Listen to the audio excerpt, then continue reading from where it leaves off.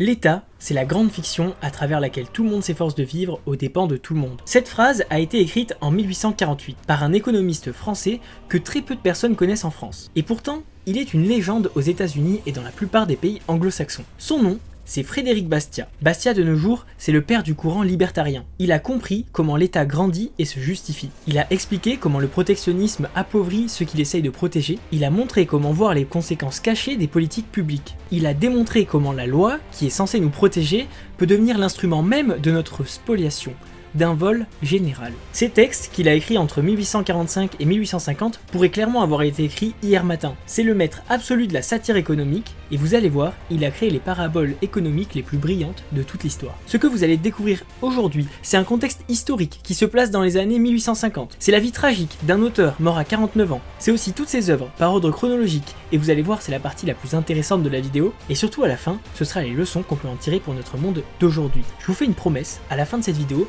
vous comprendrez la politique et l'économie mieux que 95% des gens, car Bastiat va vous apprendre à voir l'invisible. Si vous voulez soutenir le podcast HDF Histoire de France, où aujourd'hui on fait un épisode spécial où je vous présente un auteur, n'hésitez pas à aller voir mon Patreon en description. Et sur ce, on commence. C'est sûrement selon moi la vidéo la plus importante de toutes celles que je suis en train de faire. Prenez le temps, installez-vous, c'est parti. Il n'y a d'ailleurs pas une culture française. Et que tous ces salauds de grossistes ferment leur gueule et arrêtent de mentir.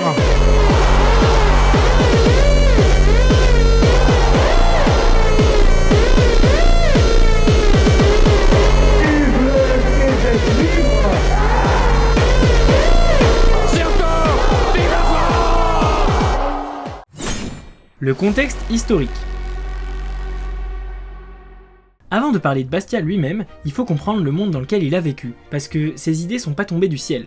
Elles sont une réponse directe aux problèmes de son époque. Et les problèmes, vous allez le voir, ressemblent étrangement aux nôtres. La France de la monarchie de Juillet, 1830-1848. La France de Bastiat, c'est la France de la monarchie de Juillet. Entre 1830 et 1848, le roi s'appelle Louis-Philippe, on le surnomme le roi bourgeois. La révolution de 1830 a renversé Charles X et installé ce régime constitutionnel, mais c'est un régime extrêmement limité. Seulement environ 1% de la population a le droit de voter. C'est ce qu'on appelle le suffrage censitaire. Il faut payer au moins 200 francs d'impôts par an pour avoir le droit de vote. Les pauvres, les classes moyennes, les artisans, les ouvriers, personne n'a son mot à dire. Le premier ministre de l'époque s'appelle François Guizot. C'est un conservateur proche des milieux d'affaires établis. Sa devise, qu'il adresse à tous ceux qui réclament le droit de vote, est devenue tristement célèbre. Enrichissez-vous. Autrement dit, si vous voulez voter, devenez riche. En attendant, taisez-vous. Et le problème, c'est que le système est gangréné par la corruption politique. Les monopoles et les privilèges sont distribués aux amis du pouvoir. Et en plus de ça, c'est une économie protectionniste. Les tarifs douaniers sont parmi les plus élevés d'Europe, l'industrie textile, la métallurgie, l'agriculture céréalière et l'élevage, la navigation, tout est protégé de la concurrence étrangère par des barrières tarifaires considérables. Le résultat, les prix sont artificiellement élevés pour les consommateurs. Les secteurs protégés, n'ayant pas de concurrence, stagnent dans l'inefficacité. Le commerce international est limité au strict minimum. Et c'est exactement ce système que Bastiat va attaquer en premier. La crise et la révolution de 1848. Puis vient la crise. En 1846, les récoltes sont mauvaises dans toute l'Europe. Il y a des famines, une crise financière se déclenche, les faillites se multiplient en cascade, le chômage devient massif. À Lyon, on compte près de 100 000 personnes décrites comme indigentes.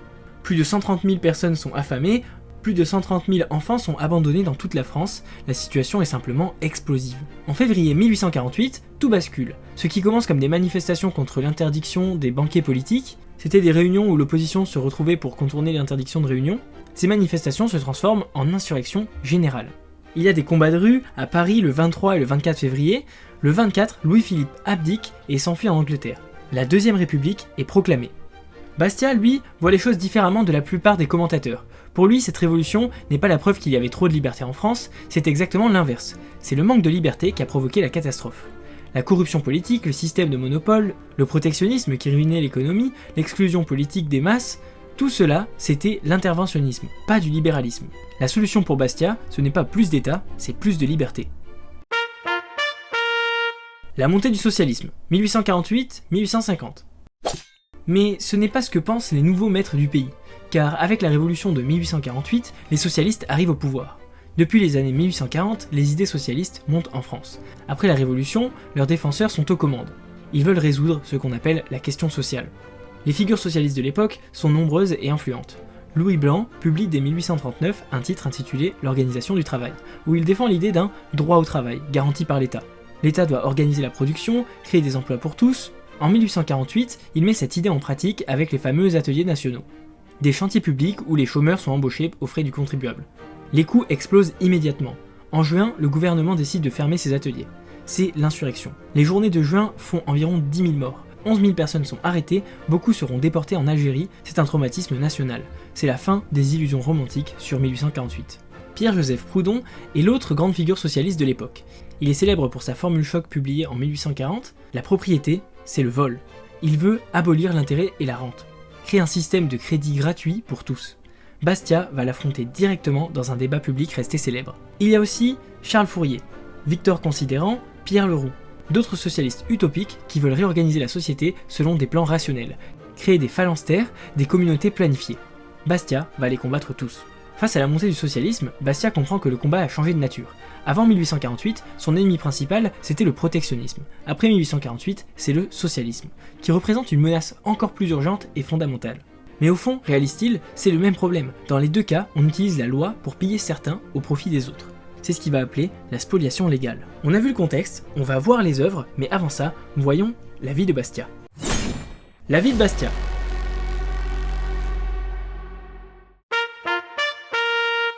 Origine et jeunesse, 1801-1825.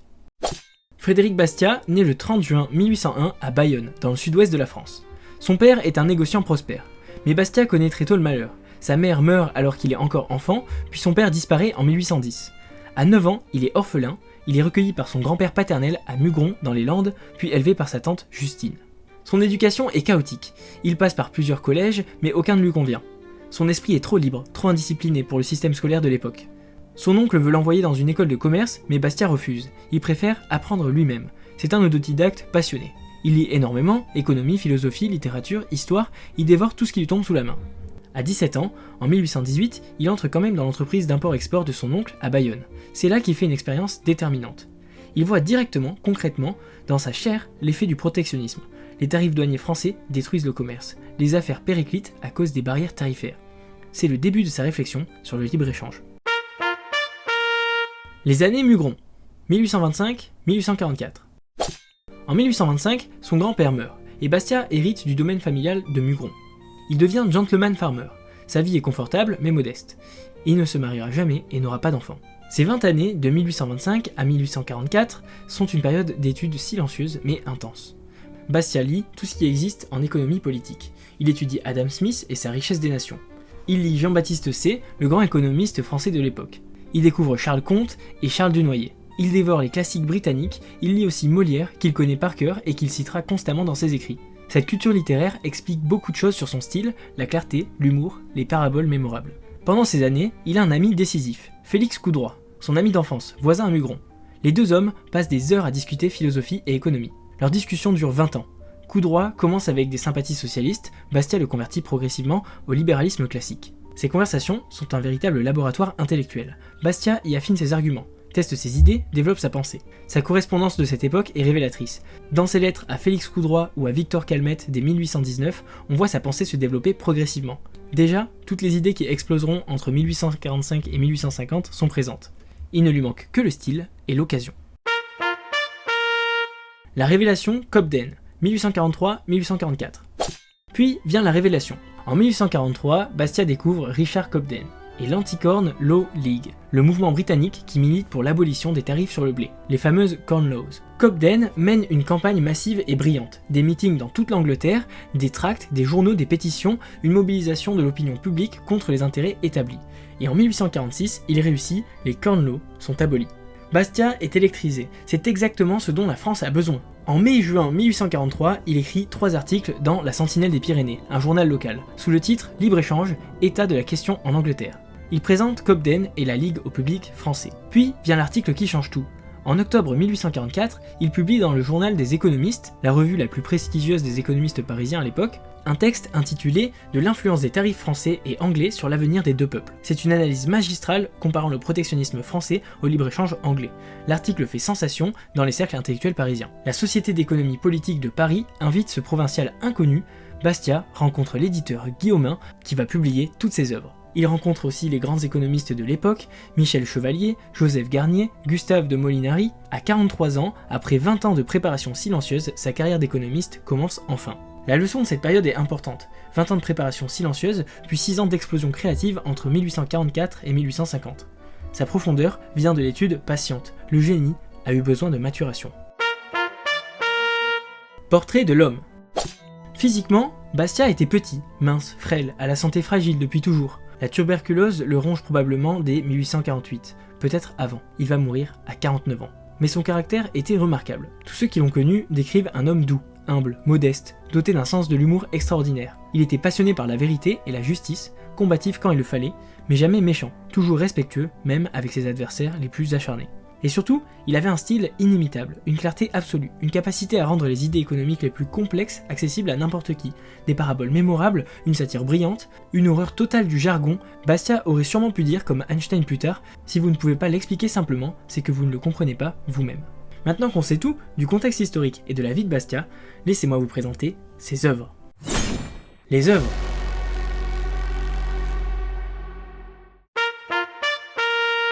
Période 1. Les années d'apprentissage, 1834-1844. 1834. Premier écrit économique. Les premiers écrits de Bastia datent des années 1830. En avril 1834, il rédige un manuscrit intitulé « Réflexions sur les pétitions de Bordeaux, Le Havre et Lyon concernant les douanes ». Ce texte ne sera jamais publié de son vivant, mais il circulera en privé. C'est sa première opposition écrite au protectionnisme. Bastia a 33 ans, il est encore inconnu. Ce qu'il faut retenir de ce texte, c'est que dès 1834, toute sa pensée est déjà là. Il ne lui manque que le style génial qui viendra plus tard. 1843. Premiers articles publiés. En mai-juin 1843, Bastia publie 3 articles dans la Sentinelle des Pyrénées sous le titre « Le libre-échange, état de la question en Angleterre ». C'est ce dont je vous ai parlé tout à l'heure dans sa présentation. Il présente Richard Cobden et l'Anti-Corn Law League au public français. C'est le véritable début de sa carrière d'écrivain. Mais c'est qu'une porte d'entrée. Et vous allez voir, on va rentrer en détail dans les textes. 1844. L'article « Révélation ». En octobre 1844, paraît dans le journal des économistes l'article qui lance sa carrière, de l'influence des tarifs français et anglais sur l'avenir des deux peuples. La thèse centrale est simple mais dévastatrice. Bastia compare la France, protectionniste, et l'Angleterre, libre-échangiste. Il montre que le protectionnisme français enrichit quelques producteurs mais appauvrit tous les consommateurs, c'est-à-dire tout le monde. Il freine le progrès technique en protégeant des industries qui n'ont aucune incitation à s'améliorer. Il crée des monopoles paresseux. Pendant ce temps, l'Angleterre prospère grâce au libre-échange. La leçon à tirer fondamentale, le protectionnisme, c'est du privilège légalisé. Les bénéfices sont concentrés sur quelques producteurs et bien visibles. Les coûts sont dispersés sur tous les consommateurs et invisibles. C'est pour ça que le protectionnisme survit malgré ses effets désastreux. Les victimes ne se voient pas. Période 2. L'explosion créative. De 1845 à 1847. 1845. Cobden et la Ligue. En juillet 1845, Bastia publie son premier livre chez Guillaumin, Cobden et la Ligue. C'est 100 pages d'introduction par Bastia, suivi de traductions et de résumés des discours de l'Anti-Corn Law League. L'objectif est clair, importer en France le mouvement libre-échangiste anglais, montrer comment Cobden a réussi et inspiré la création d'un mouvement similaire. Bastia admire profondément la méthodologie de Cobden, une campagne massive d'éducation publique, des meetings dans toute l'Angleterre, des tracts, des journaux, des pétitions, une mobilisation de l'opinion contre les intérêts établis. La victoire de 1846 avec l'abolition des Corn Law prouve que c'est possible. L'impact en France est significatif, Bastia devient Cobden français. Il va fonder l'Association pour la liberté des échanges en 1846. Et à partir de là, on va pouvoir commencer à rentrer dans les textes. 1845-1846, Sophisme économique, première série. C'est avec les Sophismes économiques, publiés fin 1845 mais datés en 1846, que Bastia devient une véritable star intellectuelle. Ce livre qu'on va parcourir ensemble est un chef-d'œuvre de satire économique. 22 essais courts, 166 pages au total, c'est le livre qui fait sa réputation. La méthode Bastia est redoutable, il prend l'argument protectionniste, le pousse jusqu'à sa conclusion logique et révèle son absurdité par le rire. C'est la technique classique de la réduction à l'absurde, mais maniée avec un talent comique extraordinaire. Alors passons maintenant en revue les sophismes les plus importants. Sophisme 1. Abondance disette. Le premier sophisme s'attaque à un paradoxe fondamental. Les protectionnistes disent, en substance, que la rareté égale la richesse. Si les produits étrangers sont abondants et bon marché, c'est une catastrophe. Il faut les bloquer pour maintenir les prix élevés. Bastia retourne l'argument avec une question simple. Que préférez-vous pour l'homme et pour la société? L'abondance ou la disette? La question est simple, la réponse évidente. Mais les protectionnistes préfèrent la disette.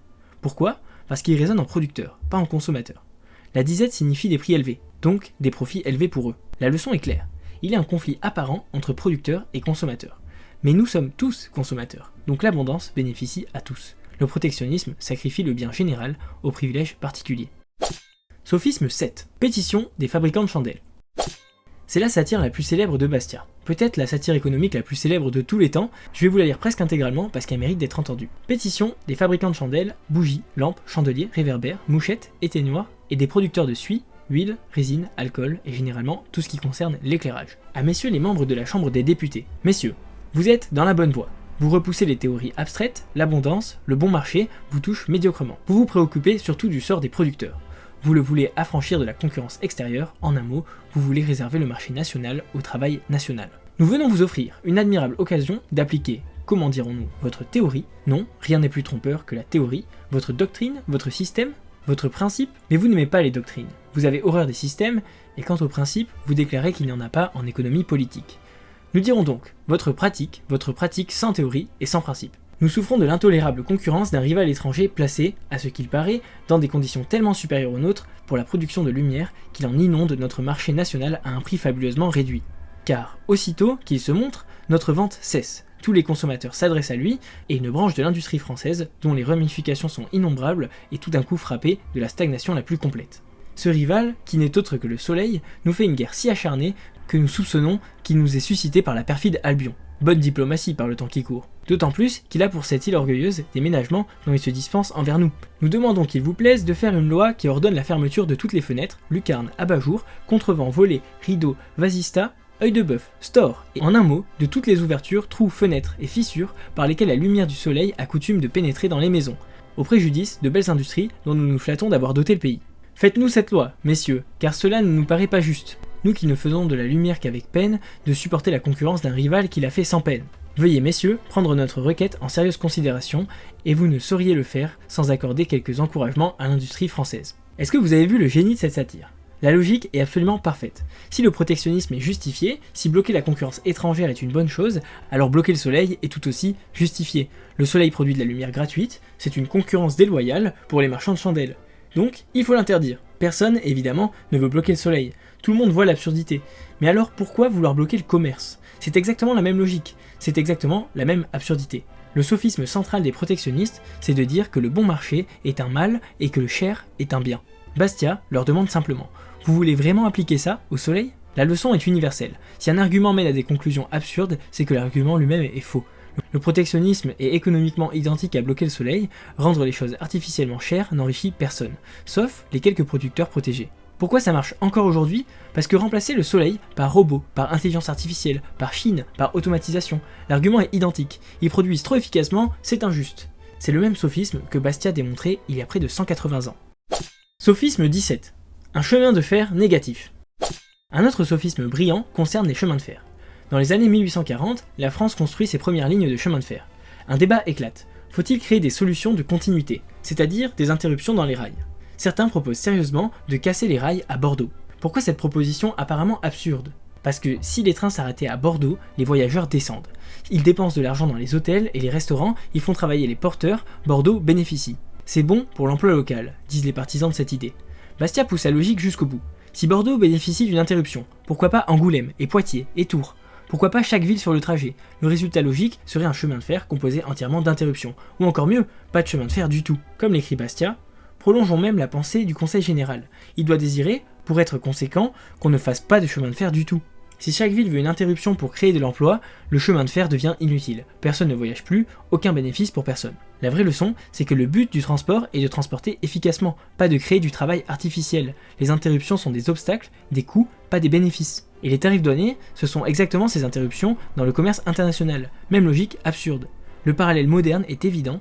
Cassons les vitrines pour créer du travail pour les vitriers, interdisons les machines pour créer du travail manuel, bloquons les importations pour créer du travail local, c'est toujours la même erreur, confondre activité et productivité. Autre sophisme de la première série. Il y a d'autres sophismes remarquables dans ce recueil. La main droite et la main gauche proposent satiriquement d'interdire l'usage de la main droite. Résultat, tout le monde devient gaucher maladroit. Donc, besoin de plus de temps pour tout faire, donc plus d'emplois. L'absurdité est évidente, rendre les gens moins productifs ne les enrichit pas. Théorie pratique. Répond aux protectionnistes qui disent « Vos théories de libre-échange sont belles sur le papier, mais en pratique, Bastia retourne l'argument. Non, le problème est que votre pratique contredit votre théorie. Vous admettez que l'échange est bénéfique entre provinces françaises, mais vous dites qu'il est mauvais entre pays. C'est une incohérence logique. Conflit de principe montre qu'il n'y a pas de contradiction dans la position libérale. Un principe unique, la liberté et la propriété. Tout découle de là. Le bilan des sophismes de cette première série est assez impressionnant. 22 essais démolissant systématiquement le protectionnisme, un style satirique et un humour dévastateur, une accessibilité totale, une influence massive sur le débat public français. 1846. L'activiste. En 1846, Bastia passe de la théorie à l'action. Il fonde l'Association pour la liberté des échanges.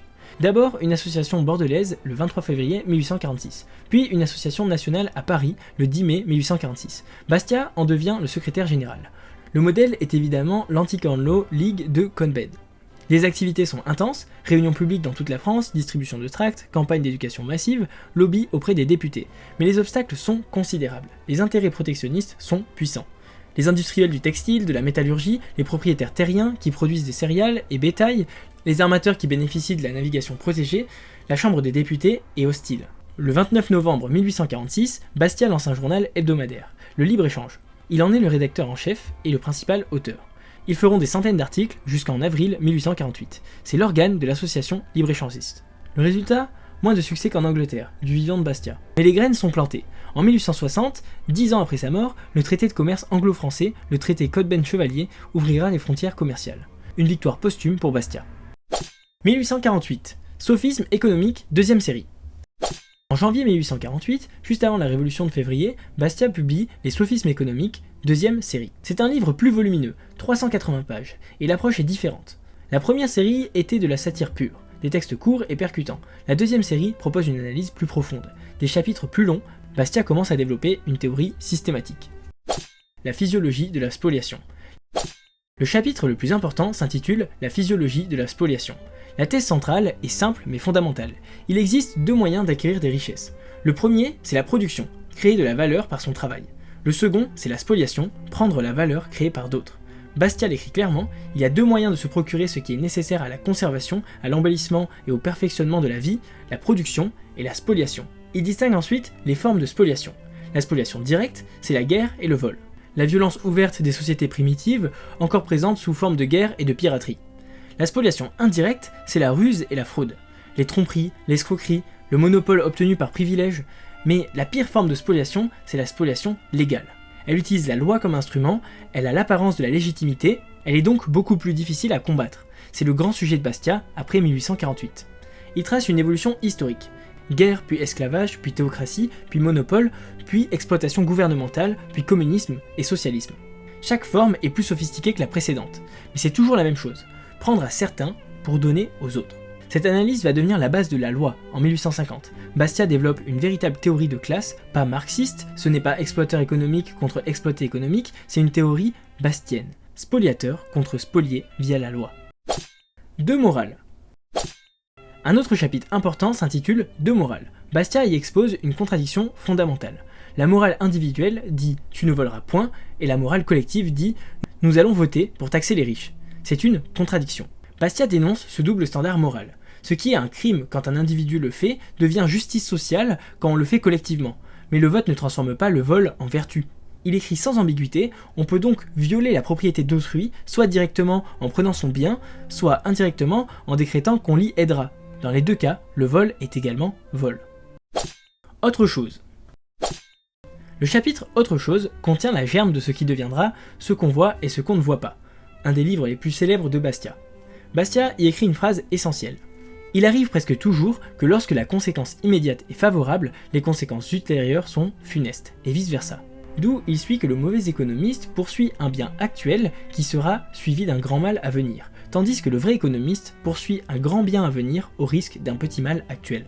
Ce qu'il dit est crucial, les mauvais économistes ont une vision courte, ils ne regardent que les conséquences immédiates. Les bons économistes ont une vision longue, ils tiennent compte des conséquences ultérieures. C'est la différence entre ce qu'on voit et ce qu'on ne voit pas, et Bastia développera pleinement cette idée en 1850. Les exemples qu'il donne sont déjà éloquents. Le protectionnisme, aide visible aux producteurs protégés, mal invisible aux consommateurs. Les dépenses publiques, bénéfices visibles sous forme d'infrastructures, coûts invisibles sous forme de taxes qui n'est pas dépensé ailleurs. Les machines, perte d'emplois visible, création d'emplois invisibles ailleurs. 1848. la Révolution change tout. En février 1848, l'insurrection éclate à Paris. Le 23 et 24 février, Louis-Philippe est renversé. La Deuxième République est proclamée. Les espoirs sont immenses. Bastia est élu à l'Assemblée constituante en avril. C'est un tournant idéologique majeur pour lui. Avant 1848, son combat principal était le protectionnisme. Après 1848, son combat principal devient le socialisme. Pourquoi ? Parce que les socialistes sont maintenant au pouvoir. La menace est plus urgente et plus fondamentale. Bastia se lance dans le journalisme révolutionnaire. De février à mars 1848, il co-rédige un quotidien, La République française, avec Hippolyte Castille et Gustave de Molinari. 30 numéros pour défendre la liberté et la propriété pendant le chaos. En juin 1848, il lance Jacques Bonhomme, un journal de rue distribué pendant les manifestations. Le format est populaire, le style est simple, seulement 4 numéros car le journal est fermé après les journées de juin, c'est 23 et 26 juin où 10 000 personnes meurent dans la répression de l'insurrection ouvrière. C'est dans Jacques Bonhomme que paraît la première version de l'État, son texte qui va devenir célèbre. Septembre 1848, l'État. C'est le pamphlet qui définit l'État pour toujours. Le contexte est crucial. Nous sommes après les journées de juin. Les socialistes demandent plus d'intervention étatique. Droit au travail, droit au logement, droit à l'éducation, l'État doit tout fournir, tout organiser. Bastia répond avec son pamphlet le plus célèbre. La version courte paraît en 1848 dans Jacques Bonhomme. La version développée est publiée le 25 septembre 1848 dans le journal des débats, puis en pamphlet séparé. Et voici la citation immortelle. L'État, c'est la grande fiction à travers laquelle tout le monde s'efforce de vivre aux dépens de tout le monde. Bastia développe cette idée avec une série de questions rhétoriques. L'État, qu'est-ce ? Où est-il ? Que fait-il ? Que devrait-il faire ? Tout ce que nous savons, c'est que c'est un être mystérieux, et certes le plus sollicité, le plus tourmenté, le plus affairé, le plus conseillé, le plus accusé, le plus invoqué et le plus provoqué qu'il y ait au monde. Le sophisme qu'il expose est simple mais dévastateur. Chaque groupe vient à l'État avec une demande. L'État doit nous donner X, mais l'État n'a rien. L'État ne produit rien, il doit d'abord prendre à A pour pouvoir donner à B. Puis B demande autre chose, et l'État prend à C. Puis C demande sa part, et l'État prend à A. C'est un cercle vicieux où tout le monde essaie de voler tout le monde via l'État. Bastia écrit même, avec son humour sarcastique, « Je voudrais qu'on fondât un prix, non de 500 000 francs, mais d'1 million, avec des couronnes, des croix et des rubans, en faveur de celui qui donnerait une bonne, simple, intelligible définition à ce mot « l'État ». Quel immense service ne rendrait-il pas à la société ? L'État, qu'est-ce ? Où est-il ?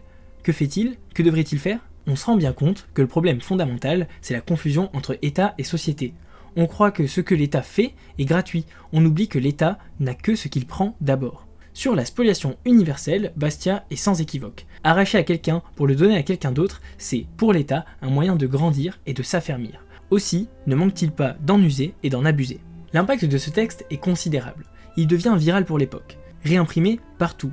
Cité constamment, encore aujourd'hui, c'est la phrase la plus célèbre de Bastia. La leçon pour aujourd'hui est directe. Remplacer État par gouvernement, programme, subvention, même illusion, le gouvernement devrait payer pour... La question à toujours se poser, c'est avec l'argent de qui ?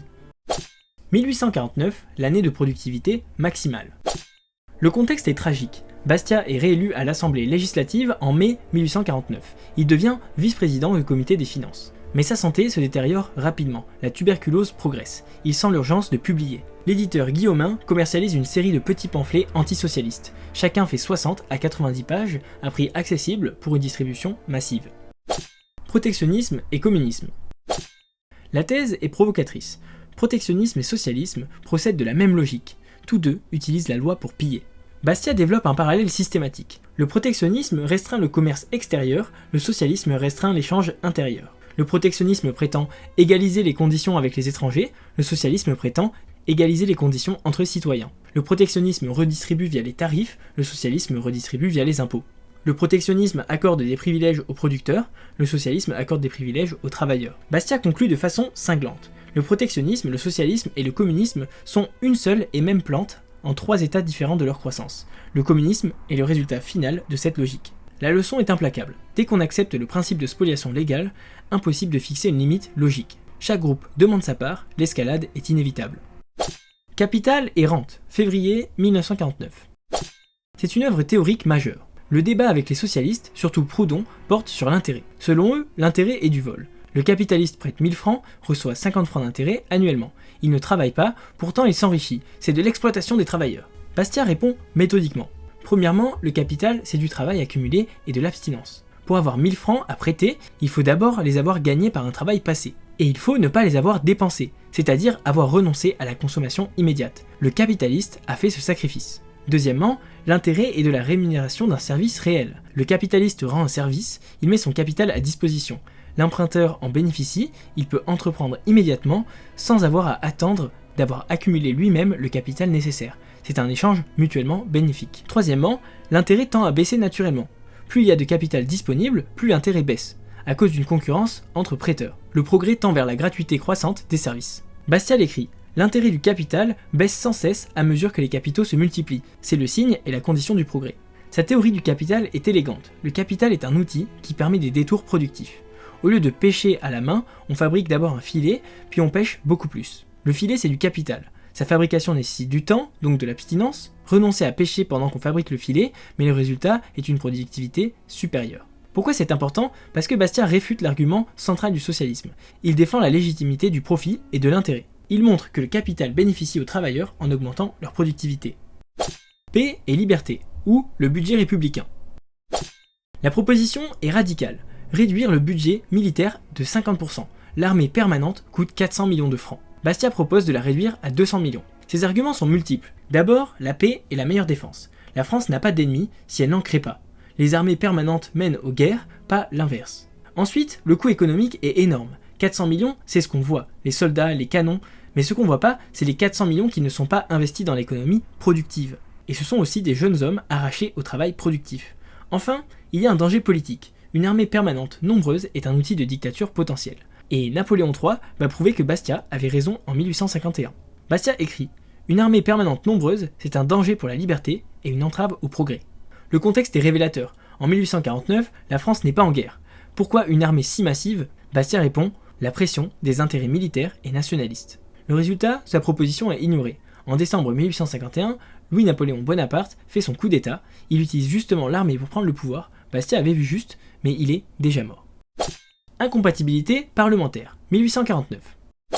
Bastiat identifie un problème structurel. En France, les fonctionnaires peuvent être députés. C'est un conflit d'intérêts évident, ils votent sur leur propre budget. Sa proposition est simple, interdire aux fonctionnaires de siéger comme députés, ou les obliger à démissionner de leur poste de fonctionnaire.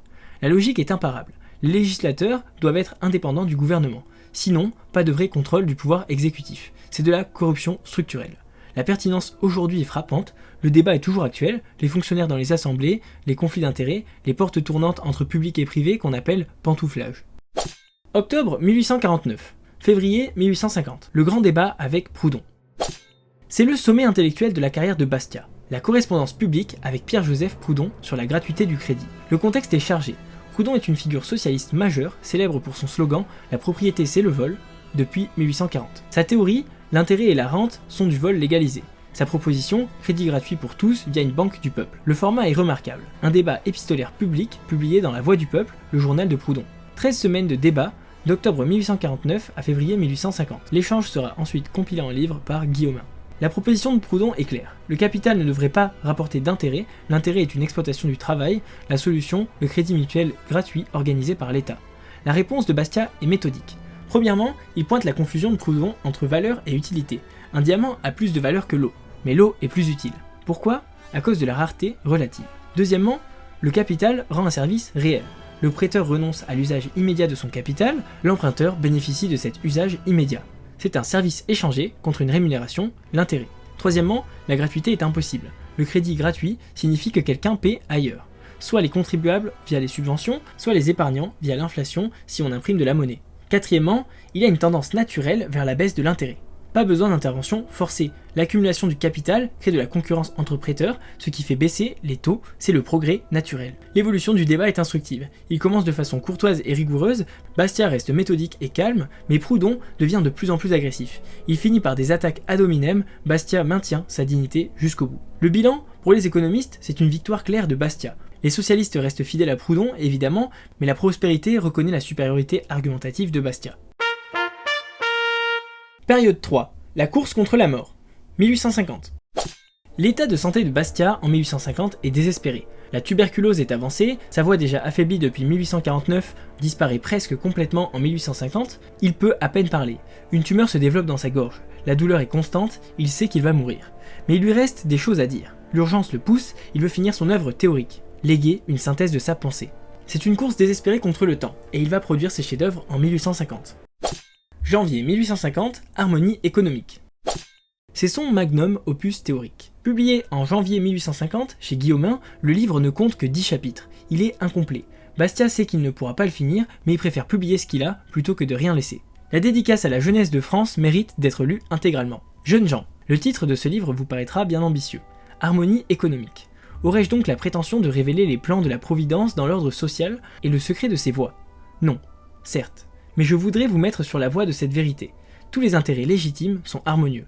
C'est l'idée dominante de ce livre, et il est impossible d'en méconnaître l'importance. Ne savez-vous pas que le mal qui ronge le corps social, c'est une pensée répandue dans toutes les classes? Que l'un ne peut prospérer que par le malheur de l'autre. Capitalistes, prolétaires, ne vous croit-on pas antagonistes par nature, par destination, de ce que vous payez? Dès lors, vous voilà objet de haine et de défiance. La thèse centrale est révolutionnaire. Sous un régime de liberté et de prospérité respecté, les intérêts individuels s'harmonisent naturellement. Il n'y a pas de conflit fondamental entre les classes. L'échange bénéficie aux deux parties. C'est l'exact opposé de la vision socialiste. Pour les socialistes, comme Proudhon ou Marx, les intérêts sont antagoniques. La lutte des classes est inévitable. Le capital exploite le travail, l'État doit intervenir pour établir l'équilibre. Pour Bastiat, c'est précisément cette vision qui crée les conflits. Si on respecte la liberté et la propriété, l'harmonie émerge spontanément. Bastiat pose la question fondamentale. Ce qui sépare radicalement les diverses écoles socialistes de l'école des économistes, ce n'est pas telle ou telle question de détail, c'est le point de départ. C'est cette question préliminaire et dominante, les intérêts humains, abandonnés à eux-mêmes, sont-ils harmoniques ou antagoniques? Les 10 chapitres de la première édition couvrent l'organisation naturelle versus l'organisation artificielle, les besoins, efforts et satisfactions, les besoins de l'homme, l'échange, la valeur, la richesse, le capital, la prospérité et la communauté, la propriété foncière et la concurrence. Les concepts clés développés sont fondamentaux pour comprendre l'histoire de la pensée économique. La théorie de la valeur-service affirme que la valeur réside dans les services rendus et reçus, pas dans les choses elles-mêmes. La valeur n'est pas dans les choses, mais dans les rapports. Bastiat anticipe ici la théorie de valeur subjective que développera plus tard l'école autrichienne. La souveraineté du consommateur place le consommateur au centre de l'économie. Le consommateur est roi. La production s'ajuste aux désirs des consommateurs, pas l'inverse. L'ordre spontané décrit une coordination économique sans planification centrale. L'exemple célèbre, c'est nourrir Paris. Qui nourrit Paris? Comment est-ce possible? Des millions de personnes, chaque jour, ont exactement ce dont elles ont besoin. Qui accorde tout cela? Personne. Pourtant ça marche. Les boulangers font du pain, les fermiers cultivent, les bouchers vendent de la viande. Aucun planificateur central. Juste les prix libres et la propriété privée. L'harmonie conditionnelle est un point crucial. Bastiat ne dit pas que tout est parfait toujours. Il dit si la liberté et la propriété sont respectées, alors harmonie. C'est un si alors, pas absolu. Les interventions créent la disharmonie. La gratuité tendancielle observe que le progrès tend vers une gratuité croissante. La concurrence fait baisser les prix, ce qui était luxe hier devient accessible à tous demain. Les exemples abondent, la lumière, qui passe de chandelle à l'électricité, le transport, la communication. La réception à l'époque est mitigée. Les collègues économistes sont tièdes. Ils jugent le livre trop optimiste, trop religieux ou providentiel pour certains. Malthus et Ricardo, célèbres à l'époque, proposaient une vision plus pessimiste de la rente et de la population. Bastiat va contre le courant dominant. Mais la réception postérieure est bien meilleure. L'école autrichienne reconnaît les anticipations de Bastiat. Hayek loue sa vision de l'ordre spontané. Mise le cite approbativement, cependant, le livre reste moins connu que La Loi et ce qu'on voit et ce qu'on ne voit pas. Deux livres qu'on va voir dès maintenant. L'édition posthume de juillet 1851 est compilée par les amis de Bastiat, Prosper Pailloté et Roger de Fontenay, à partir de ses notes et manuscrits. Ils ajoutent 15 chapitres supplémentaires, pour un total de 25 chapitres. C'est la version complète autant que possible. Les salaires, l'épargne, la population, le moteur social, les services privés et les services publics, et plein d'autres sujets sont abordés. Juin 1850, La Loi. C'est peut-être son œuvre la plus célèbre et la plus influente. Et si je casse le quatrième mur, c'est clairement la première œuvre que j'ai lue et celle qui m'a le plus chamboulé en découvrant Bastiat. Le contexte de rédaction est poignant. En juin 1850, à Mugron, Bastiat ne peut plus parler à cause de la tumeur dans sa gorge. La douleur est atroce, il sait qu'il va mourir. Il veut léguer un testament intellectuel. Le pamphlet fait 80 pages. Il est publié par Guillaumin à Paris et distribué massivement. Le problème que Bastiat veut résoudre est triple. Pourquoi le socialisme séduit-il tant de gens? Comment expliquer l'erreur fondamentale? Quel est le rôle légitime de la loi? Les droits naturels. Bastiat commence par poser les fondations. Cette citation est fondamentale. La vie, la liberté et la propriété n'existent pas parce que les hommes ont fait des lois. Au contraire, c'est parce que la vie, la liberté et la propriété préexistaient que les hommes ont fait des lois. L'explication est claire. Les droits naturels sont intérieurs à la société. Ils découlent de la nature humaine, la loi ne les crée pas, elle les reconnaît et les protège. Les trois droits fondamentaux sont la vie, c'est-à-dire le droit d'exister, la liberté, c'est-à-dire le droit d'agir, et la propriété, c'est-à-dire le droit au fruit de son travail. Bastiat le résume ainsi: la vie, les facultés, la production, en d'autres termes l'individualité, la liberté, la propriété, voilà l'homme. La définition de la loi. Vient ensuite la définition de la loi elle-même. Qu'est-ce que la loi ? C'est l'organisation collective du droit individuel de légitime défense. Chacun de nous tient de la nature, de Dieu, le droit de défendre sa personne, sa liberté, sa propriété. Plusieurs hommes peuvent convenir de garantir mutuellement leur vie, leur liberté, leur propriété et de faire cause commune pour repousser les agresseurs. Le droit de légitime défense peut être exercé en commun. C'est cela et rien de plus que la loi. La fonction légitime de la loi est donc de protéger la vie, la liberté et la propriété. C'est une loi négative, elle empêche le mal, elle n'impose pas le bien. Elle est défensive, jamais offensive. La perversion de la loi. Mais que se passe-t-il quand la loi est pervertie ? Bastiat s'indigne. La loi pervertie. La loi et toutes les forces de la nation perverties. La loi, dis-je, non seulement détournée de son but, mais appliquée à poursuivre un but directement contraire. La loi devenue l'instrument de toutes les cupidités au lieu d'en être le frein. La loi accomplissant elle-même l'iniquité qu'elle avait pour mission de punir. Comment la loi est-elle pervertie ? Au lieu de protéger la propriété, elle la viole. Au lieu de punir le vol, elle l'organise. Au lieu d'être un frein aux cupidités, elle devient leur instrument. C'est ce que Bastiat appelle la spoliation légale. Quand la spoliation est devenue le moyen d'existence d'une agglomération d'hommes unis entre eux par le lien social, ils se font bientôt une loi qui la sanctionne, une morale qui la glorifie. Il distingue 3 systèmes politiques. Le premier, quelques-uns pillent la majorité. C'est l'aristocratie. Le deuxième, tout le monde pille tout le monde. C'est la démocratie dégénérée. Le troisième, personne ne pille personne. C'est l'idéal. Comment reconnaître la spoliation légale ?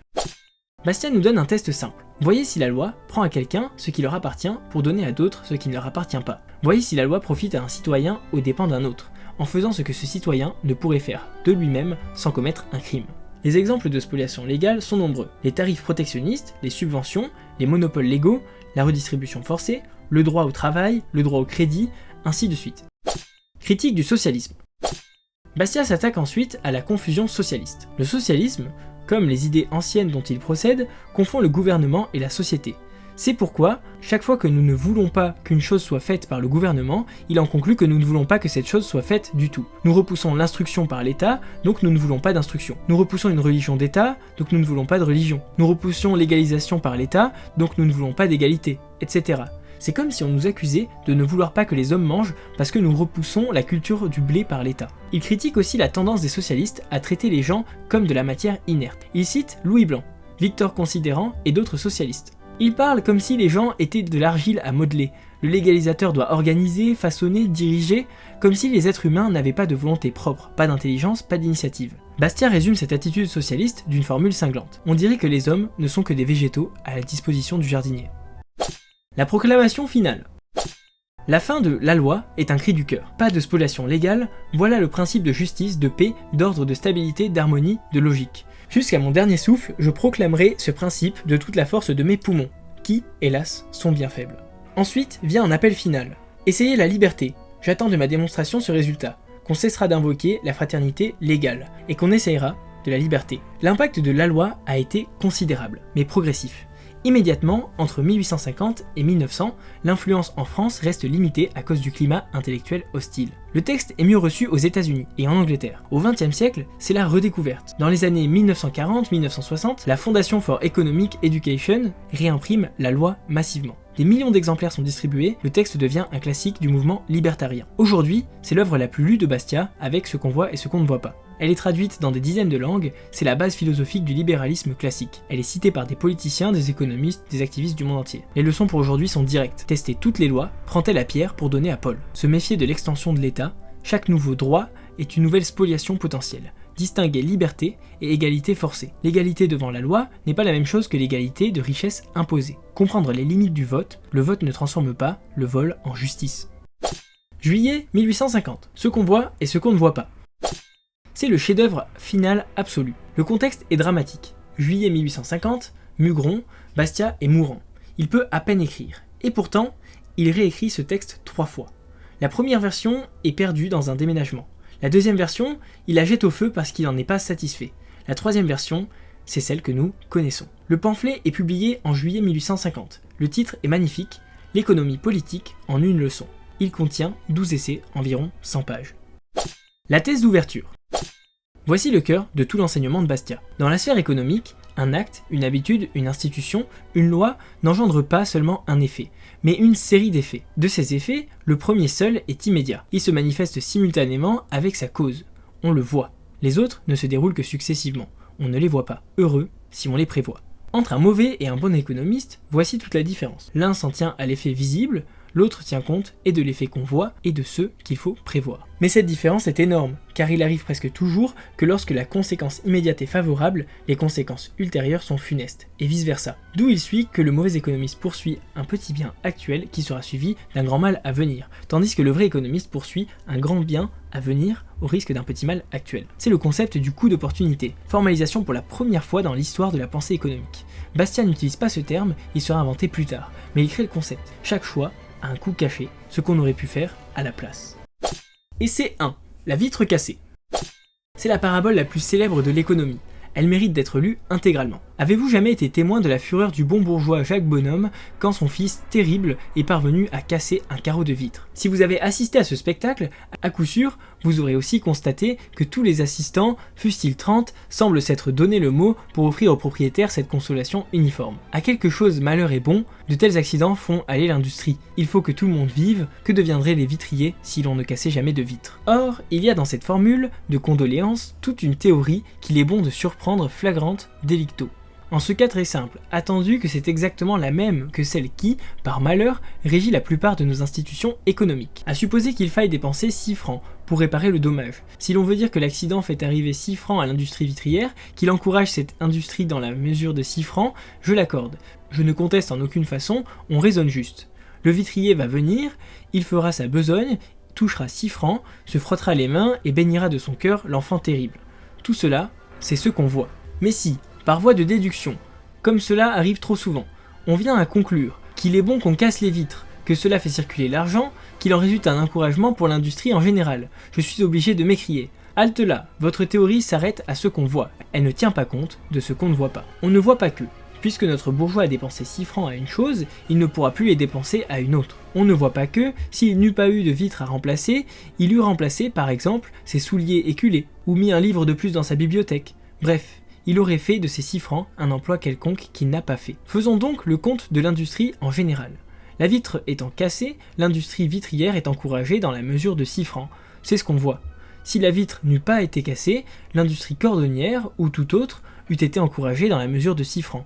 C'est ce qu'on ne voit pas. Si l'on prenait en considération ce qu'on ne voit pas, parce que c'est un fait négatif, aussi bien que ceux que l'on voit, parce que c'est un fait positif, on comprendrait qu'il n'y a aucun intérêt pour l'industrie en général, ou pour l'ensemble du travail national, à ce que des vitres se cassent ou ne se cassent pas. Et la conclusion de Bastiat, la société perd en valeur des objets inutilement détruits. Briser, casser, dissiper, ce n'est pas encourager le travail national, ou plus brièvement, destruction n'est pas profit. Analysons cette parabole. Ce qu'on voit, le vitrier reçoit 6 francs. Il fait son travail, c'est de l'emploi pour lui. Ce qu'on ne voit pas, le cordonnier qui aurait reçu ces 6 francs, les chaussures qui auraient été achetées, ou le livre qui aurait été acheté, l'utilisation alternative de l'argent. Le bilan réel, Jacques Bonhomme perd 6 francs, et n'a pas de nouvelles chaussures ou de nouveaux livres. Le vitrier a gagné 6 francs, le cordonnier perd une vente de 6 francs. La société dans son ensemble subit une perte nette, une vitre qui a été détruite inutilement. Les applications modernes de l'erreur de la vitre cassée sont innombrables. Après la catastrophe naturelle, ouragan, tremblement de terre, inondation, on entend souvent dans les médias « c'est bon pour l'économie, la reconstruction va créer des emplois », c'est l'erreur de la vitre cassée. On ignore ce qui aurait été fait avec l'argent s'il n'y avait pas eu de destruction. Sur les guerres, on entend « la guerre stimule l'économie, la Seconde Guerre mondiale a sorti les États-Unis de la dépression », c'est l'erreur de la vitre cassée. On ignore la destruction massive de richesses, les vies perdues, les ressources gaspillées. Pour un exemple plus récent, après les attentats terroristes du 11 septembre 2001, certains ont dit « la reconstruction du World Trade Center va recréer des emplois ». C'est l'erreur de la vitre cassée. 3000 morts, plus la destruction de richesses égale une perte nette, pas un gain. On entend aussi, sur les plans de relance gouvernementaux, on va dépenser 100 milliards, ça va créer des emplois. C'est l'erreur de la vitre cassée. On ignore que ces 100 milliards sont pris quelque part, en impôts ou en dettes. Les emplois créés sont vus, les emplois détruits ailleurs ne sont pas vus. Et sur les subventions, subventionnons l'industrie X, ça va créer des emplois. C'est l'erreur de la vitre cassée. On ignore que l'argent pris aux contribuables aurait créé des emplois ailleurs. Alors pourquoi cette erreur persiste-t-elle? Parce que les bénéfices sont concentrés et visibles. Les coûts sont dispersés et invisibles. Les médias montrent la reconstruction, le chantier, l'usine subventionnée. Ils ne montrent pas les opportunités perdues. Les politiciens aiment inaugurer des projets visibles. Personne ne leur demande de compte sur ce qui n'a pas été fait. Et c'est 2. Le licenciement. Le scénario est le suivant. Le gouvernement licencie 100 000 fonctionnaires. Il économise leur salaire. Il libère cette somme pour les contribuables. La réaction typique, ce qu'on voit, catastrophe, 100 000 chômeurs, pouvoir d'achat perdu, récession. Ce qu'on ne voit pas, les contribuables gardent leur argent. Ils le dépensent dans l'économie privée. Ils créent des emplois ailleurs, dans le commerce, l'industrie, les services. Ces 100 000 personnes trouvent des emplois productifs. La leçon, il n'y a pas de destruction nette d'emplois. C'est une réallocalisation des emplois du secteur public vers le secteur privé. Donc la vraie question est, où les ressources sont-elles le mieux utilisées? Et c'est 3. L'impôt. Bastia ouvre par une question rhétorique. Ne voit-on pas que l'État ne peut rien donner aux citoyens qui ne leur est pris auparavant? Le sophisme est courant. L'État dépense de l'argent, donc il stimule l'économie. Il construit des routes, des écoles, des hôpitaux, donc il crée des emplois. La réalité, l'État prend d'abord cet argent en impôts. Ce que l'État dépense est vu, ce que les contribuables auraient dépensé ne l'est pas. L'exemple de Bastia est parlant. Jacques Bonhomme paye 100 francs d'impôts, l'État construit un pont avec cet argent et les impôts des autres. On voit le pont, on ne voit pas ce que Jacques aurait fait avec ses 100 francs. Acheter un costume, un meuble, payer un professeur pour son fils. La leçon, la dépense publique n'est pas une addition à l'économie. C'est une substitution. Dépense publique à la place de dépenses privées. La question pertinente est, quelle dépense est la plus productive? Ou autrement dit, est-ce que ce qu'on fait ne pourrait être mieux géré par le privé?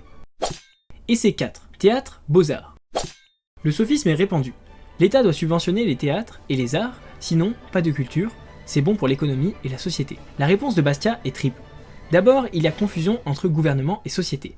Pas de subvention d'État ne signifie pas de théâtre. Les gens peuvent payer eux-mêmes, le marché libre de la culture existe. Ensuite, ce qu'on voit versus ce qu'on ne voit pas. Une subvention de 100 000 francs au théâtre est visible, les 100 000 francs pris aux contribuables ne le sont pas. Ces contribuables auraient peut-être acheté des livres, de la musique ou seraient allés au théâtre privé. Enfin, choix versus imposition. Avec la liberté, chacun dépense selon ses goûts. Avec la subvention, tous payent pour le théâtre, même ceux qui préfèrent autre chose. Bastia résume. Il y a quelqu'un que cette combinaison concerne et dont on ne dit jamais mot. C'est le contribuable qui paie tout cela. Et c'est 6. Les intermédiaires. La cible est l'hostilité populaire envers les commerçants et les intermédiaires. Le sophisme. Les intermédiaires sont des parasites, ils achètent et revendent plus cher. Ils ne produisent rien, il faudrait supprimer les intermédiaires. La réponse de Bastia est méthodique. Premièrement, les intermédiaires rendent un service réel. Transport, stockage, tri, contrôle de qualité, information, assortiment, disponibilité. Deuxièmement, ce service a de la valeur. Sinon, pourquoi les consommateurs utiliseraient-ils les intermédiaires? Chacun est libre d'acheter directement au producteur s'il le souhaite. Troisièmement, un exemple concret, un paysan à la campagne produit du blé. Vous êtes à Paris et vous voulez du pain. Les intermédiaires sont les transporteurs, les meuniers, les boulangers. Vous pourriez aller à la ferme vous-même, mais ça vous coûterait plus cher en temps et en déplacement. Quatrièmement, c'est la division du travail. La spécialisation est égale à l'efficacité. Les producteurs se concentrent sur la production, les intermédiaires se concentrent sur la distribution, tout le monde gagne. Et c'est 7. Restriction. C'est un résumé des philosophies économiques appliquées au commerce international. Ce qu'on voit, l'industrie protégée maintient ses emplois. Ce qu'on ne voit pas, les consommateurs paient plus cher, l'argent qui aurait été dépensé ailleurs ne l'est pas, les industries exportatrices souffrent de représailles, les ressources sont mal allouées. Et c'est 8. Les machines. C'est le sophisme de la peur technologique. Le contexte de 1850 est que la révolution industrielle bat son plein. Les machines remplacent le travail manuel. La peur du chômage technologique est omniprésente. Le contexte de 2025 est étonnamment similaire, intelligence artificielle, robots, automatisation, exactement la même peur, exactement le même sophisme. Le sophisme est le suivant. Les machines détruisent des emplois. Il faut interdire ou ralentir l'automatisation. Sinon, chômage massif. La réponse de Bastia est systématique. D'abord, les machines sont du capital. Le capital, c'est du travail accumulé. Et les machines permettent une production plus efficace. Ensuite, ce qu'on voit, 100 ouvriers tissent à la main. Une machine arrive, on n'a plus besoin que de 10 ouvriers pour la faire fonctionner. 90 ouvriers sont licenciés. La machine a détruit 90 emplois. Ce qu'on ne voit pas, la production augmente massivement parce que la machine est plus efficace. Les prix baissent, les consommateurs économisent de l'argent, ils dépensent ces économies ailleurs, cela crée des emplois dans d'autres secteurs. Les 90 ouvriers licenciés trouvent du travail ailleurs. La progression historique le confirme. Si le sophisme anti-machine était vrai, on devrait observer une augmentation du chômage à mesure que la technologie progresse. Or, c'est l'inverse qui s'est produit. Les pays les plus technologiquement avancés sont aussi ceux qui ont le plus d'emplois. Le niveau de vie a explosé avec les machines, pas malgré elles. L'exemple de Bastia est éclairant. Un navire arrive avec des marchandises des Indes. Que le navire ait été construit avec des machines ou à la main, la machine a détruit du travail manuel. Mais le résultat, plus de marchandises, moins cher. C'est un bénéfice net pour la société. Bastia écrit « Si l'on dit que la concurrence des machines réduit le salaire, je crois que c'est conclure du transitoire au permanent. » L'application à l'intelligence artificielle aujourd'hui est directe. ChatGPT va détruire les emplois, les robots vont remplacer les travailleurs. Bastia répondrait, ces technologies rendent certaines tâches plus efficaces, elles libèrent des ressources pour d'autres tâches. Elles créent de nouveaux types d'emplois, elles augmentent le niveau de vie en général. Et c'est 10. L'Algérie. Le contexte. La France colonise l'Algérie depuis 1830. Cela coûte énormément cher. Les défenseurs disent « c'est bon pour l'économie française ». Le sophisme est le suivant. La colonisation crée des débouchés commerciaux. Elle crée des emplois pour les soldats, les colons, les fonctionnaires. Elle permet des investissements en infrastructures. La réponse de Bastia distingue ce que l'on voit de ce que l'on ne voit pas. Ce qu'on voit, les dépenses en Algérie. Les ports, les routes, les forts construits, les emplois militaires et coloniaux. Ce qu'on ne voit pas, l'argent pris aux contribuables français. Il aurait pu être investi en France, des routes, des canaux, des écoles, en métropole, ou simplement laissé aux contribuables pour qu'ils le dépensent comme ils l'entendent. Il y a aussi un coût humain. Les soldats morts, les familles détruites, la productivité perdue, la leçon générale, le colonialisme est coûteux pour la métropole, il bénéficie à des intérêts particuliers, les militaires, les colons, les commerçants privilégiés, mais le coût est porté par tous les contribuables. La pertinence aujourd'hui, remplacer Algérie par guerre au Moyen-Orient. Et c'est la même logique. C'est bon pour l'économie, dit le complexe militaro-industriel. Bastia répondrait non, c'est une destruction nette de richesse. Et c'est 11. Épargne et luxe. Le sophisme est le suivant. Le luxe fait vivre les pauvres. L'épargne est mauvaise pour l'économie, il faut consommer, dépenser, pas économiser. La version moderne de ce sophisme, c'est le paradoxe de l'épargne, du keynésianisme. Trop d'épargne égale récession. Il faut stimuler la consommation. La réponse de Bastia est en 3 points. Premièrement, il y a une confusion. L'épargne, c'est de l'investissement. L'argent épargné va à la banque, qui le prête à des entrepreneurs, cela crée du capital productif. Deuxièmement, le luxe ne fait pas vivre les pauvres. Un riche dépense 100 000 francs en fêtes somptueuses. On voit les traiteurs, les décorateurs, les musiciens sont payés. On ne voit pas, si le riche avait investi ces 100 000 francs, il aurait créé une entreprise, des emplois durables, de la production de richesse. Troisièmement, l'épargne est le fondement du progrès. Le capital accumulé permet des investissements, machines, outils, formation. Cela augmente la productivité et bénéficie à tous. Et c'est 12. Droit au travail, droit au profit. Le contexte. Les socialistes réclament un droit au travail. L'État doit garantir un emploi à tous. La critique de Bastia est implacable. D'abord, il y a une contradiction logique. Si Pierre a un droit au travail garanti, qui doit fournir ? Jacques doit-il être forcé de l'employer ou l'État doit-il le payer ? Donc taxer Jacques. Dans les deux cas, c'est une violation des droits de Jacques. Ensuite, il faut distinguer les vrais droits des faux droits. Les vrais droits sont négatifs. Ils ne nécessitent que la non-agression. Le droit à la vie signifie que personne ne peut me tuer. Le droit à la liberté signifie que personne ne peut m'asservir. Le droit à la propriété signifie que personne ne peut me voler. Les faux droits sont positifs. Ils nécessitent un service d'autrui. Le droit au travail signifie que quelqu'un doit me donner un travail. Le droit au logement signifie que quelqu'un doit me donner un logement. Ces droits violent les droits de ceux qui sont contraints de les fournir. La conséquence logique est claire, si on accepte les droits positifs, la liste devient infinie. Tout le monde a droit à tout, et personne n'a plus aucun droit réel. Bilan de ce qu'on voit et ce qu'on ne voit pas. L'héritage de ce texte est immense. C'est le concept du coût d'opportunité formalisé pour la première fois. C'est la base de toute l'économie moderne sérieuse. Henry Hazlitt construira dessus son livre Economics in One Lesson, en 1946. Hazlitt écrit dans sa préface « Je suis profondément redevable à Frédéric Bastia. Le présent ouvrage peut, en fait, être considéré comme une modernisation, une extension, une généralisation de l'approche trouvée dans sa brochure, ce qu'on voit et ce qu'on ne voit pas. La leçon unique est de toujours regarder les conséquences complètes d'une politique, pas seulement les effets immédiats et visibles. Les applications sont infinies, politiques publiques, régulations, subventions, tarifs, dépenses gouvernementales et interventions économiques de toute nature. La fin. Le 13 août 1850, Bastia écrit son dernier article politique, Lettre sur le référendum pour le président de la République. Il s'oppose à l'extension des pouvoirs présidentiels. De septembre à décembre 1850, c'est le déclin. Il ne peut plus parler du tout. La douleur est constante, mais il continue à travailler sur ses notes pour la 2e édition des Harmonies. Ses médecins l'envoient en Italie, où l'air est plus doux. Le voyage final le mène d'abord à Pise, en octobre-novembre, puis à Rome, en décembre. Il est accompagné d'amis fidèles, il continue à écrire avec difficulté. La mort survient le 24 décembre 1850 à Rome. Bastia a 49 ans. Ses derniers mots murmurés à ses amis sont « La vérité, la vérité ».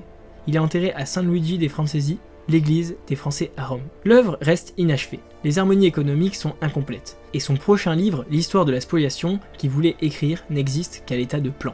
La correspondance est interrompue. Mais ses amis sauvent l'œuvre. Prosper Pailloté, ami proche et économiste, et Roger de Fontenay compilent ses notes et manuscrits. En juillet 1851, il publie la 2e édition des Harmonies avec 25 chapitres. En 1854-1855, les œuvres complètes paraissent en 6 volumes. En 1862-1864, une 2e édition des œuvres complètes en 7 volumes devient l'édition définitive. 3 leçons pour aujourd'hui.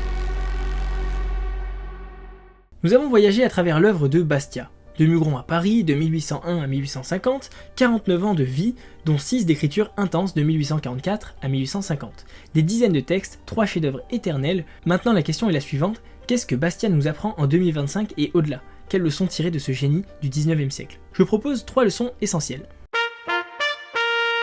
Leçon 1. Toujours voir l'invisible. C'est le cœur de l'enseignement de Bastiat. Rappelons sa formule, entre un mauvais et un bon économiste, voici toute la différence. L'un s'en tient à l'effet visible, l'autre tient compte de l'effet qu'on voit et de ceux qu'il faut prévoir. En pratique, quand un politicien, un économiste ou un activiste propose une politique, posez-vous 3 questions. Première question, qui paye? Quand on vous dit le gouvernement devrait faire ceci, demandez avec l'argent de qui? Les bénéfices sont concentrés et visibles, les coûts sont dispersés et invisibles. Deuxième question, quel est le coût d'opportunité? Cet argent aurait pu faire quoi d'autre? Troisième question, quelles sont les conséquences à long terme? Pas seulement l'effet immédiat, les effets de second et troisième ordre, les incitations créées. Les exemples contemporains abondent. Par exemple, les plans de relance et les dépenses publiques, on voit les infrastructures et les emplois créés, on ne voit pas les impôts futurs, la dette, les emplois détruits ailleurs.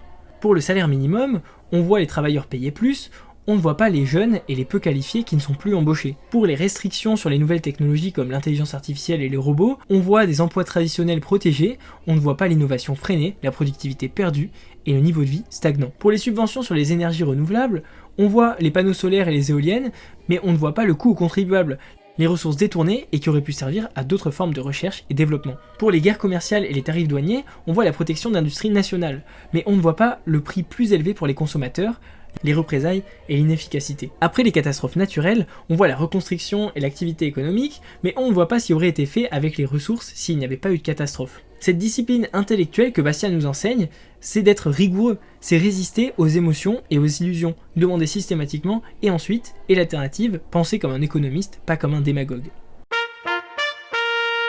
Leçon 2. Se méfier de la spoliation légale. C'est la grande illusion de notre temps.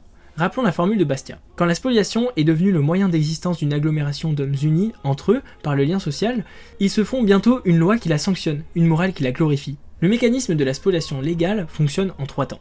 D'abord, le vol devient justice sociale. Individuellement, prendre la propriété d'autrui est un vol. Collectivement, voter pour la prendre devient une restitution. Mais le vote ne transforme pas un vol en vertu.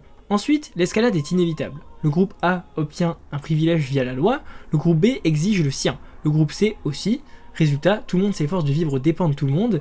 C'est mathématiquement impossible, mais ça n'empêche pas tout le monde d'essayer. Enfin, la loi est corrompue. Elle devrait protéger uniquement la vie, la liberté et la propriété, mais elle devient l'instrument de violation de la propriété. C'est une perversion complète.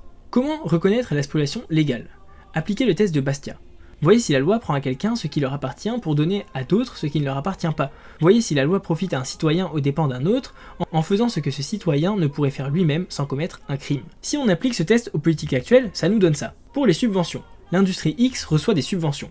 Le test, c'est puis-je aller chez mon voisin, prendre son argent, le donner à l'industrie X? Non, ce serait un crime. Donc la subvention est une spoliation légale. Pour les tarifs protectionnistes, le producteur national est protégé contre la concurrence étrangère. Le test est le suivant. Puis-je forcer mon voisin à acheter mes produits chers au lieu des produits étrangers bon marché? Non, ce serait une violation de sa liberté et de sa propriété, donc le tarif est de la spoliation légale. Pour les renflouements d'entreprises, une banque ou une entreprise est renflouée par l'État. Le test est donc, puis-je forcer les contribuables à payer mes mauvaises décisions d'investissement? Non, ce serait du vol, donc le renflouement est de la spoliation légale. Pour les droits économiques positifs, comme le droit au logement, droit à la santé, le test est puis-je forcer un médecin ou un constructeur à me servir gratuitement? Non, ce serait de l'esclavage partiel. Donc les droits positifs sont de la spoliation légale déguisée. Pourquoi c'est dangereux? Pour 4 raisons. Premièrement, ça érode le concept même de droit. Les vrais droits deviennent indistinguables des faux droits. Le conflit est permanent puisque mon droit viole vos droits. Deuxièmement, ça crée une société de privilèges. L'économie de marché devient une économie de lobbying. L'énergie est dépensée à obtenir des faveurs gouvernementales, pas à créer de la valeur. Troisièmement, ça détruit la moralité publique. Le vol devient une vertu s'il est démocratique. La responsabilité personnelle disparaît. L'état d'œuvrer devient un réflexe universel. Quatrièmement, ça mène à l'autoritarisme. L'État devient de plus en plus puissant, les libertés sont réduites progressivement, et Bastiat a vu ce mécanisme mener au coup d'État de Napoléon III en 1851.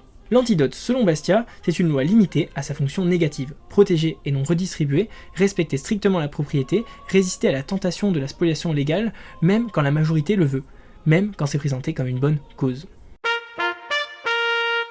Leçon 3. La liberté produit de l'harmonie si on la laisse faire. C'est l'optimisme conditionnel de Bastiat. Rappelons sa formule des harmonies. Tous les intérêts légitimes sont harmonieux, c'est l'idée dominante de ce livre. Mais attention, c'est une harmonie conditionnelle. Si la liberté est respectée, si la propriété est protégée, si échange volontaire, alors harmonie des intérêts. Ce n'est pas une garantie absolue, c'est une condition nécessaire. Ce que Bastiat a compris, c'est l'ordre spontané. D'abord, la coordination sans coordinateur. Des millions d'individus poursuivent leurs propres intérêts, le résultat est une coordination complexe et efficace. Personne ne planifie et pourtant ça marche. Nourrir Paris sans planificateur central reste un mystère apparent qui s'explique simplement les prix libres et la propriété privée. Ensuite, les intérêts ne sont pas antagoniques. Les socialistes voient capital contre travail, producteur contre consommateur, riche contre pauvre. Bastiat voit que dans l'échange libre, tous gagnent. L'échange est un double bénéfice mutuel, ce n'est pas un jeu à somme nulle. Aussi, le progrès tend vers la gratuité. La concurrence fait baisser les prix, l'innovation rend accessible tout ce qui était du luxe hier, les exemples abondent, la lumière passe des chandelles à l'électricité, puis au LED, la communication passe des lettres au téléphone, puis à Internet, le transport passe des chevaux au train, puis aux avions. La tendance du marché, c'est des services de plus en plus abordables. Le marché est un processus de découverte, les prix signalent la rareté et le désir, les profits signalent les opportunités, les pertes signalent les erreurs, c'est un système d'information sans planificateur. Le contraste avec l'intervention étatique est frappant. L'ordre spontané offre coordination décentralisée, utilisation de l'information dispersée, adaptation rapide, encouragement de l'innovation, responsabilité individuelle, harmonie des intérêts. La planification étatique, quant à elle, offre coordination centralisée, information centralisée limitée, rigidité, entrave à l'innovation, déresponsabilisation et conflit pour les privilèges. Les applications modernes sont aussi nombreuses. Pour l'économie numérique, personne n'a planifié Internet. L'émergence spontanée de plateformes, services et innovations se sont faits sans coordinateur. C'est une coordination mondiale décentralisée, Bastiat aurait été fasciné. Pour l'entrepreneuriat, les marchés libres découvrent des besoins et des solutions. L'État ne peut pas prévoir quelles innovations marcheront, l'échec fait partie du processus d'information, le succès est un signal à suivre. Pour le commerce international, les échanges mondiaux bénéficient à tous. La spécialisation selon les avantages compétitifs fonctionne. Bastiat avait raison contre les protectionnistes. Les pays libre-échangistes sont les plus prospères. Mais attention aux régulations. Elles créent souvent des rigidités et des privilèges. Elles empêchent l'innovation, elles favorisent des acteurs établis, Bastiat dirait laisser le marché s'autoréguler autant que possible. C'est un peu le problème qu'on a eu en Occident, c'est qu'on a eu le commerce international, le libre-échange, tout en s'autorégulant, ce qui a tué totalement nos industries et notre compétitivité. Une limite existe néanmoins. Bastiat ne dit pas zéro intervention, jamais. Il dit intervention limitée à la protection des droits. Police, justice, défense nationale sont légitimes parce qu'elles protègent la propriété. Au-delà, c'est de la spoliation légale. L'attitude mentale que Bastiat nous enseigne, c'est d'abord l'humilité intellectuelle. Reconnaître qu'on ne peut pas tout planifier, c'est ensuite la confiance dans les gens, et ils savent mieux que les bureaucrates ce qui est bon pour eux. C'est enfin la patience, l'ordre émerge spontanément, pas besoin de tout concevoir d'en haut. La citation finale de Bastiat, dans les harmonies, résume sa vision. Je crois que celui qui a arrangé l'ordre matériel n'a pas voulu rester étranger à l'ordre social. Je crois qu'il a pu contempler son œuvre et dire « cela est bien ». Je crois qu'il a créé l'homme en le dotant d'une organisation harmonieuse. Cette interprétation catholique est magnifique, mais même l'interprétation laïque reste valable, les intérêts humains, dans un cadre de liberté, tendent naturellement vers l'harmonie. Pas besoin d'imposer artificiellement ce qui émerge spontanément. Conclusion. Que retenir de Bastiat ?